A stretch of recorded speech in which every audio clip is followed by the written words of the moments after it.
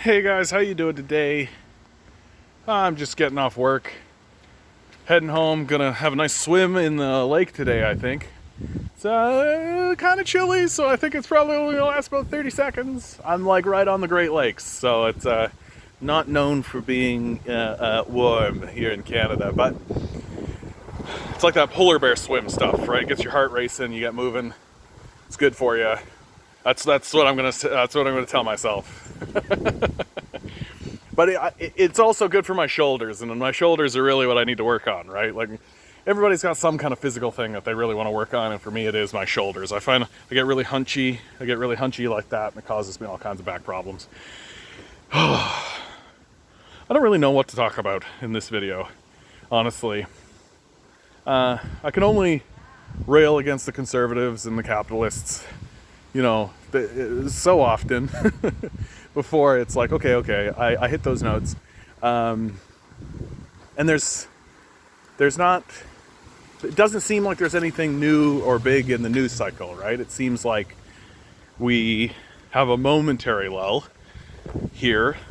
Oh heck, what are the things that are really, Aaron O'Toole is the new leader of the Conservative Party.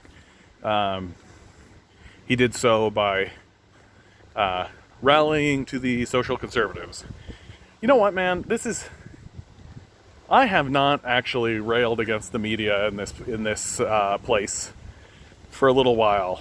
I always kind of tack them on somewhere, but let's explicitly really, really bitch about the media and how bad it is. So someone today, or a couple of days ago, pulled up a Maclean's article.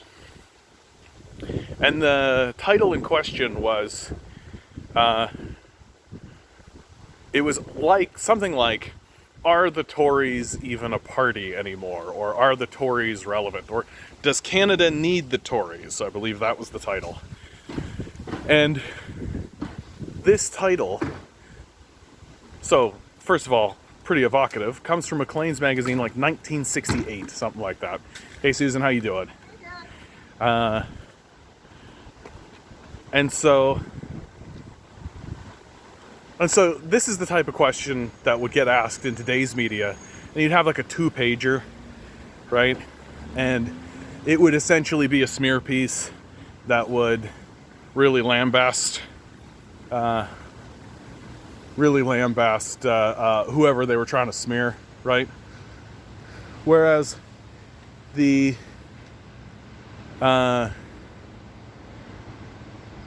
this piece was really, really well researched. It was being very frank and open about what was actually happening in the party. It was not mincing words. It was being very active and open with how it was talking about figures like John Diefenbaker, right? It wasn't trying to softball anything. And it was like 20 pages long. Like the depth of research and the amount of intelligent thought that was actually coming out of this article, I was just like, wow. And it really dawned on me, like, you would never, ever see an article like this today. Like, first of all, journalists are essentially illiterate, right? Like, what journalists do when they want to make some kind of piece is that they, like, let's say it's an economics piece, right? Well, they don't know anything about economics. So what they do is they call up the person in the economics field who is compatible with the worldview of the owners, right? And the owners are conservative billionaires, like 9 times out of 10. And that's more true now than ever, now that the Toronto Star is owned simply straight up by conservatives. And so what you end up with is articles coming out that are essentially just regurgitating points made by institutions like the Fraser Institute, right? Which is just like a right-wing propaganda machine for these economists, right? these people who decided the conclusion and then forced their research to reach that conclusion. And then the journalists get to write these articles that are basically just regurgitating propaganda points from an institution that was designed to be a propaganda engine. And they get to call it news, when it's the opposite of news. It's the opposite of news. And, like, in my view, the National Post is absolutely the worst at this. It's absolutely, like, it shouldn't even be a debate that if the Fraser Institute is attached to something. But here's something that I think is actually true across the board, right? Like, if I see something and it says, the Fraser Institute says, I'm just like, okay, they're liars, into the bin, who cares what they think? But I don't think that's healthy. I don't. What I think would be the healthier way to go about it is, like, let's be honest about what the Fraser Institute is, right? It's a right-wing, neoliberal propaganda engine funded by billionaires, right? And that's what it is. But that's fine. They can say what they want. But if I'm sourcing them in an article, I should source other institutions. I should source, like, the University of Toronto has an economics department, doesn't it? Like, why are we always only reading an article that's sourcing very narrow sources that we're supposed to just buy into? It would be so much better if I was reading an article and it said, billionaire-funded right-wing Fraser Institute, neoliberal Fraser Institute, says this. University of Toronto economics professor has a different perspective, right? But all the media has become these days is a propaganda engine for the people who own them. And they're using institutions like the Fraser Institute to just dupe people. Oh, well, the Fraser Institute, that sounds so intelligent, and that sounds so, wow, like an institution. You know, it's like Prager University, which is not a university, right? They're just a billionaire-funded propaganda machine, which doesn't reach conclusions, right? It just has conclusions that it wants supported, and then finds information, cherry picks information to support those conclusions. It doesn't actually reach a conclusion. It supports the conclusion it's already made. This is exactly how trickle-down economics has worked in our society, right? That, like, my absolute favorite. So, like, 15 years ago now, it's been a long time, some graduate student from, like, the University of Pennsylvania or something actually went through the math that was used to justify Ronald Reagan and Margaret Thatcher's and Brian Mulroney's idea of trickle-down economics, of supply-side economics, which at the time Bush Sr. called voodoo economics. And this graduate student, right, like we're talking like kind of low level in the academic tier, found that the math that was used to support the conclusion that supply-side economics is legitimate was riddled with errors, right?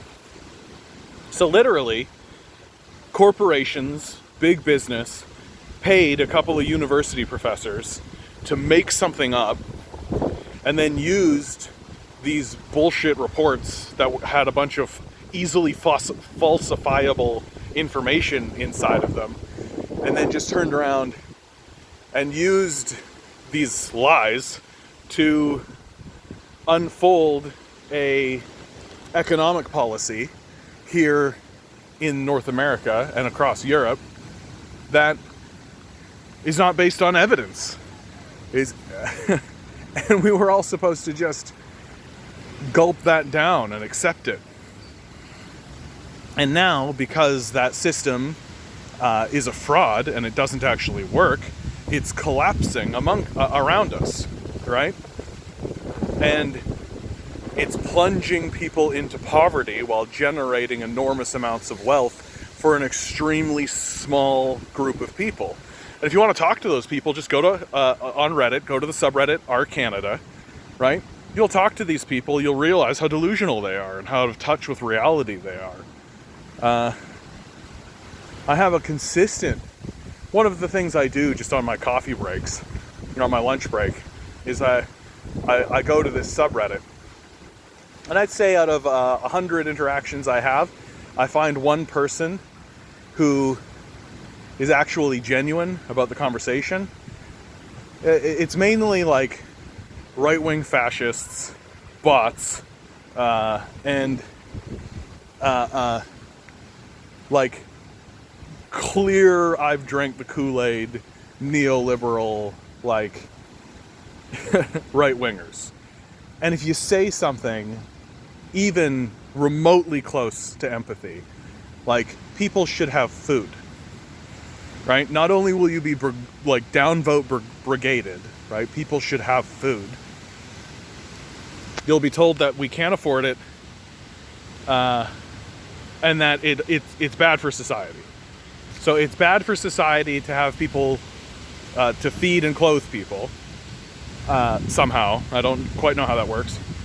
And we can't afford to do it, even though corporations are hoarding $600 billion at least, and it would cost a fraction of that in order to achieve the goal. Like,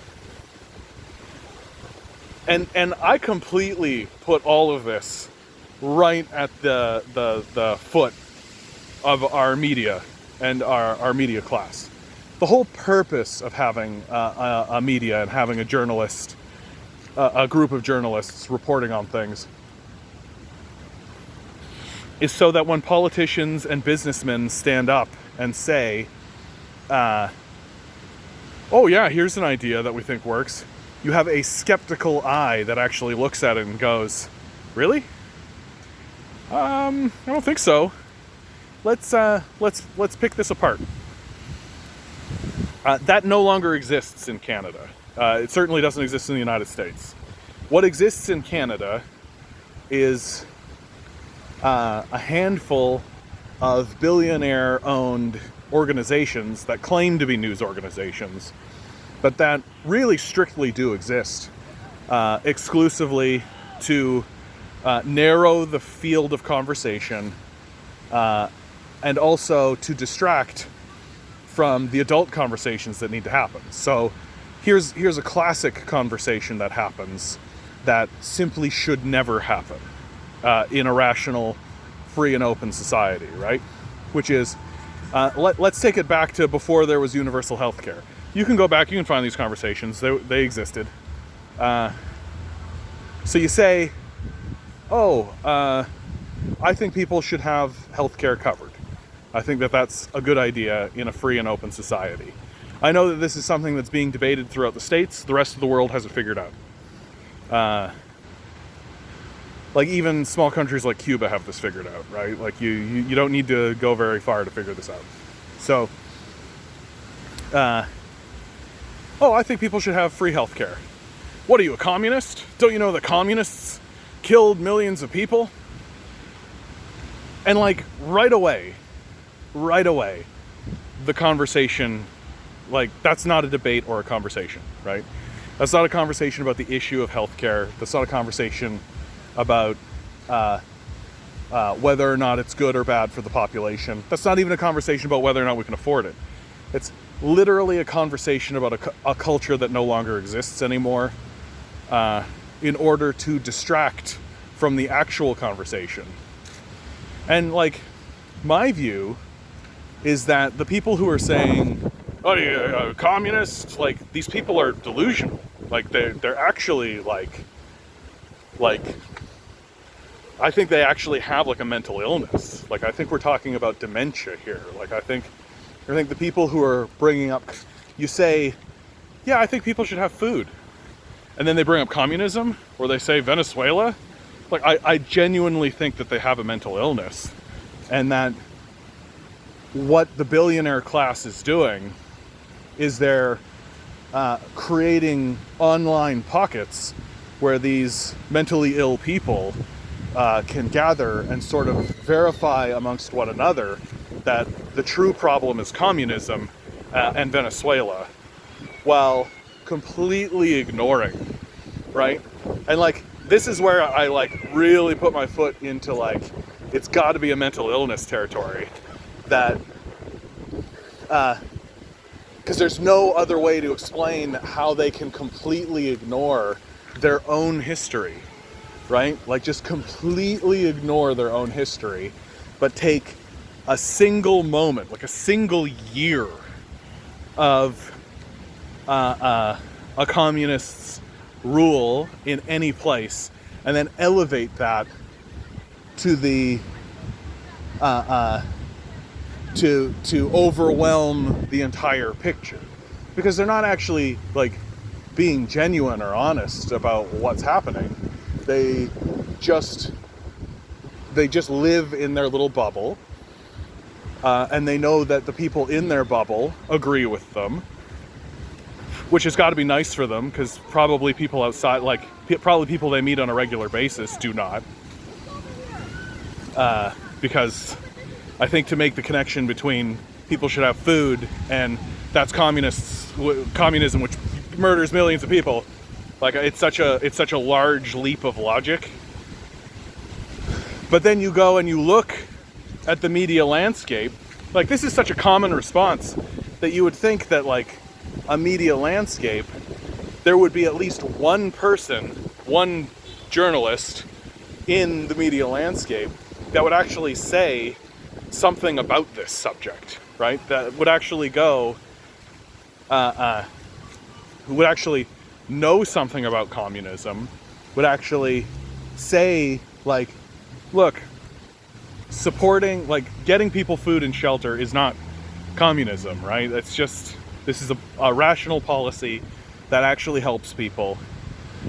It legitimately doesn't have anything to do with communism. It should be an endeavor of capitalism to achieve it. Capitalism is not achieving it. And so we need to look outside of capitalist solutions, because the capitalists are not actually solving this legitimate problem that's directly in front of us. But this is a conversation that never happens in the public sphere, right? And at this stage, like with the basic income being like on the cusp, we're living in a CERB environment. We're getting articles coming out in the Globe and Mail about how you could transition the CERB to a basic income. We're getting the Senate send letters to Parliament saying that they support a basic income and that we should work on moving forward with a basic income. All of this stuff is in place. And even still, you're getting these mentally ill people saying, but that's communism! Communism! And for some reason, there's literally no one standing up going, no, it isn't. Calm down. Like, calm down. And I mean, to be fair, right, the leadership of the Conservative Party, which is where this is coming from, isn't saying that directly. They do that behind closed doors, among one another, right? Anyway. Okay, this video's gone on long enough. Wow. Our media sucks. Hopefully it opens up the lane for people like me to actually do actual commentary on what's actually happening. If you like this video, like, share, subscribe. Go have a drink, go have a smoke, get laid if you can. Have fun out there, guys.